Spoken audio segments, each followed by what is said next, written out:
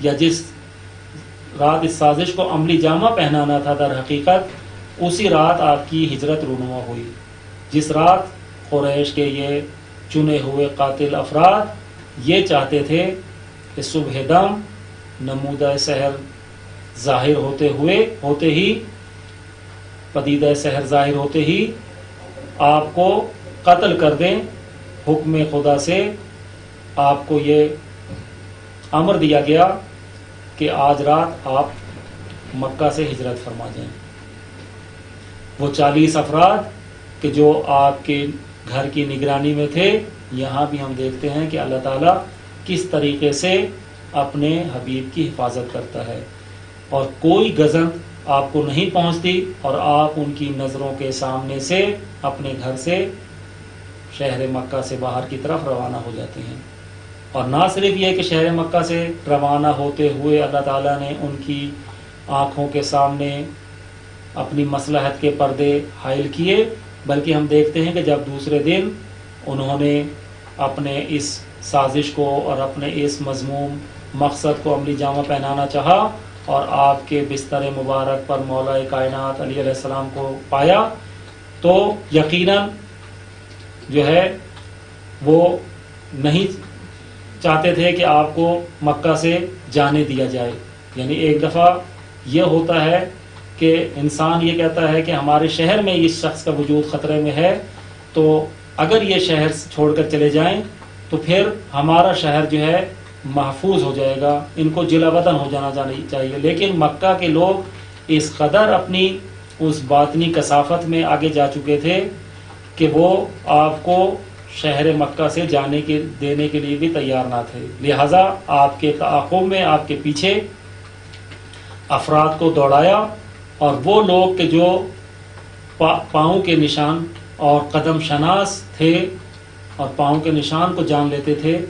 ان کو بھی بلایا گیا کہ وہ آپ کے قدموں کے نشان دیکھتے ہوئے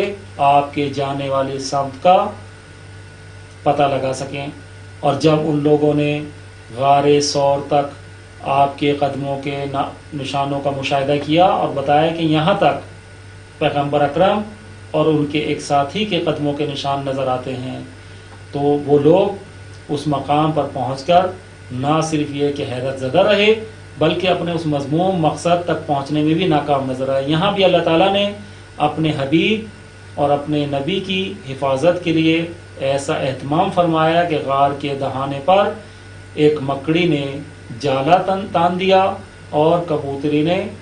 انڈے دے دیے۔ یہاں ہم دیکھتے ہیں کہ اگرچہ ظاہری قدموں کے نشان غار کے دہانے تک نظر آتے ہیں، لیکن کوئی بھی یہ جرأت نہیں کرتا کہ اس مکڑی کے جالے سے عبور کرے، کیونکہ ایک طبعی اور فطری چیز ہے کہ کوئی بھی جب غار سے اندر جائے گا تو جو کبوتری اپنے انڈوں پر بیٹھی ہوئی ہے یا مکڑی نے جو جالا بنایا ہوا ہے وہ خراب ہو جائے گا۔ تو اللہ تعالیٰ نے یہاں بھی اپنے حبیب کی حفاظت کے لیے، کیونکہ ابھی تک وہ پیغام الہی کامل اور مکمل شکل میں انسانوں تک نہیں پہنچا تھا، اور تا قیام قیامت تک باقی رہنے کے لیے اس کامل پیغام کا پیغمبر الہی کے ذریعے سے پہنچنا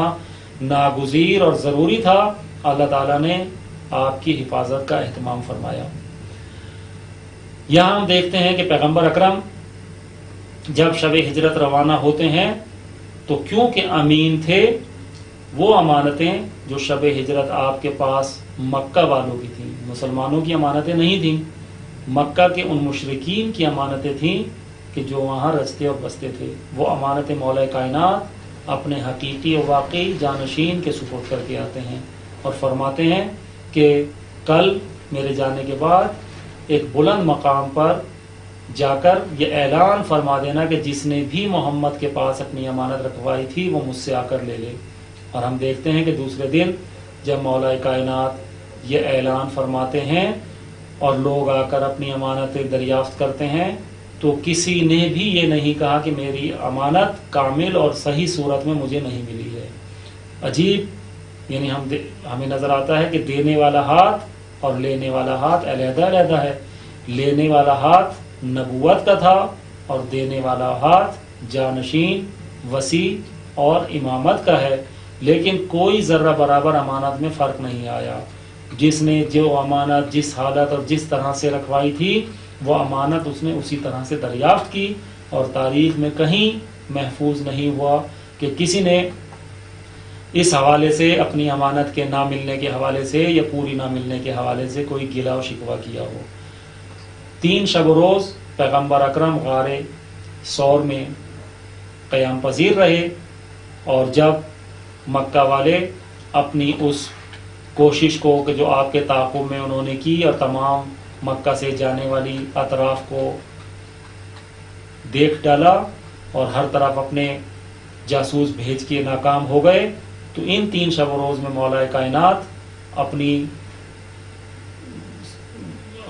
غلام کے ساتھ مولا کائنات کی خدمت میں رات کو تشریف لاتے رہے،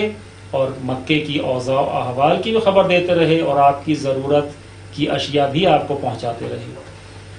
3 شب و روز کے بعد جب پیغمبر اکرم مکہ کی طرف روانہ ہوئے، مکہ سے مدینہ کی طرف روانہ ہوئے، تو مدینہ کے راستے میں بھی کچھ واقعات رونما ہوئے، جن میں سے مختصراً ایک واقعے کا میں ذکر کروں گا کہ ایک شخص نے کہ جس کی خبر میں اور اطلاع میں یہ آ چکا تھا کہ پیغمبر اکرم اور محمد مکہ چھوڑ کر کسی سمت جا رہے ہیں، اور وہ آپ کے اوصاف اور خد و خال سے بھی آشنا تھا. جب اس نے آپ کو دیکھا کہ آپ راستے میں ہیں، تو وہ انعام و اکرام کے جو آپ کے مارنے، قتل کرنے یا آپ کو زندہ قریش کی تحویل میں دینے کے حوالے سے قرار دیا گیا تھا، اس انعام کے لالچ میں جب اس نے آپ پر حملہ کرنا چاہا اور یہ کہا کہ اب کون ہے جو آپ کو بچائے گا،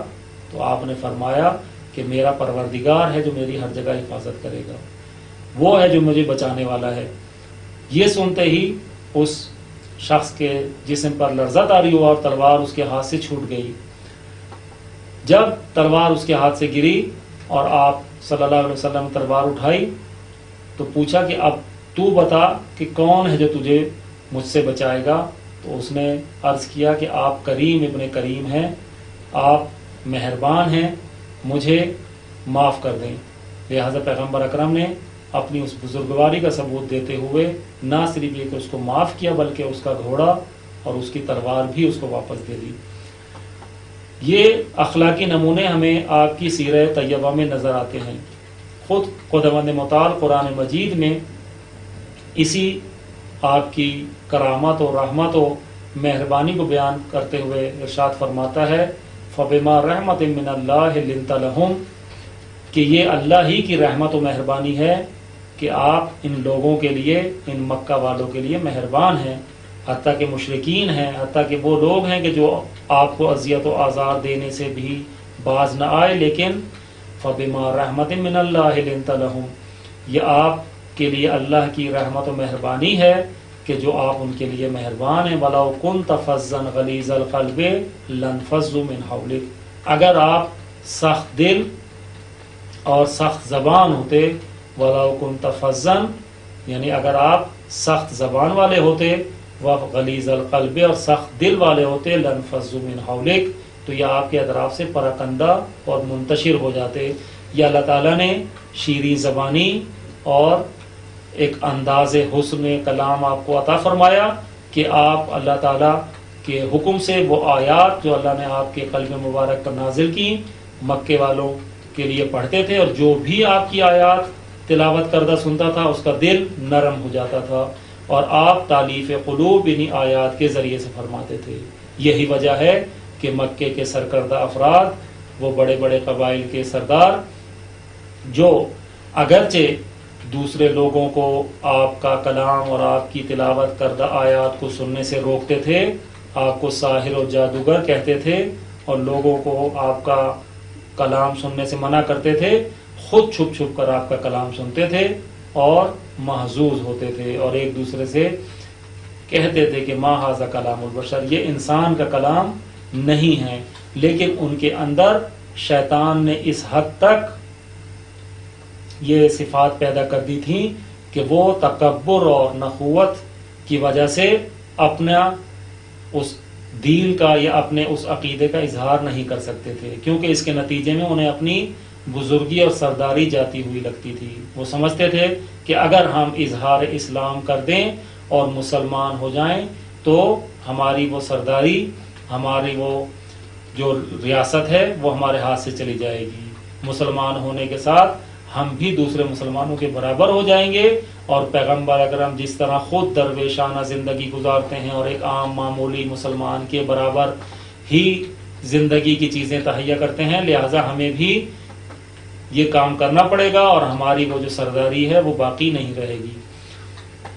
تو پیغمبر اکرم صلی اللہ علیہ وآلہ وسلم کی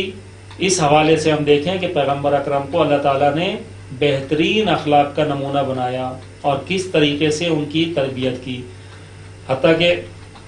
مولا کائنات پیغمبر اکرم صلی اللہ علیہ وسلم کے بارے میں فرماتے ہیں کہ اللہ تعالیٰ نے ایک مخصوص فرشتے کے ذریعے سے آپ کو اخلاقی چیزیں تعلیم فرمائی اور آپ کی تربیت فرمائی کہ ہر روز ایک فرشتہ، البتہ یہ قبل از نبوت کی بات ہے، کہ جب آپ غار حرا میں جا کر وقت گزارتے تھے اور تنہائی میں اپنے معبود کی عبادت کرتے تھے تو اس وقت ایک مخصوص فرشتہ اللہ تعالیٰ نے آپ کے لیے معین کیا کہ جو آپ کو اخلاقی چیزیں اور خدا کے پیغامات پہنچاتا تھا اور آپ کی تربیت کرتا تھا۔ آپ خدا کے تربیت شدہ ہیں، خدا نے خود آپ کی تربیت کی، اور جس انداز سے خدا نے آپ کی تربیت کی آپ نے اسی انداز سے مولا کائنات کی تربیت کی۔ مولا کائنات اسی افتخار کو بیان کرتے ہوئے اظہار کرتے ہیں کہ یہ میرے لیے ایک بہت بڑا افتخار ہے، کوئی ایسا نہیں تمہارے درمیان سوائے میرے کہ جس کی پرورش خود پیغمبر اکرم نے کی ہو، جو ان کے بدن کی پسینے کی خوشبو سونگھتا ہو، جو ان کے بستر پر ان کے ساتھ لیٹتا ہو، جو ان کے شانہ بشانہ چلتا ہو۔ آپ مولا کائنات فرماتے ہیں کہ میں پیغمبر کے قدم بقدم اس طرح چلتا تھا جس طرح ایک اونٹنی کا بچہ اپنی ماں کے پیچھے چلتا ہے، جس طرح اونٹنی کا بچہ اپنی ماں کے پیچھے ہوتا ہے، میں بھی قدم بقدم پیغمبر کی پیروی کرتا تھا۔ تمام وہ اخلاق و ادوار و عادات و صفات کہ جو پیغمبر اکرم میں تھیں وہ میں نے ان سے کسب کی ہیں، اور پیغمبر اکرم مجھے زبان رسالت کے ذریعے سے وہ تمام چیزیں منتقل کرتے تھے۔ تو یہ افتخار مولا کائنات کو بھی حاصل ہوا۔ انشاءاللہ ہم اپنی گفتگو کا سلسلے کو بعد میں بھی جاری رکھیں گے۔ فی الحال ہفتہ وحدت کے حوالے سے اپنی گفتگو کو یہیں پر ہم ختم کرتے ہیں، اور خداوند متعال سے یہ دعا کرتے ہیں کہ خداوند متعال ان ایام مبارک اور اس مبارک ہستی کی بابرکت ایام کی بدولت اور ان کے واسطے سے ہمیں ان کی سیرہ طیبہ کو اپنانے اور اپنی زندگی میں ان کی سیرہ طیبہ کو مکمل طور پر لاگو کرنے اور ان کی سیرت پر چلنے کی توفیق عنایت فرمائے۔ السلام علیکم ورحمۃ اللہ وبرکاتہ۔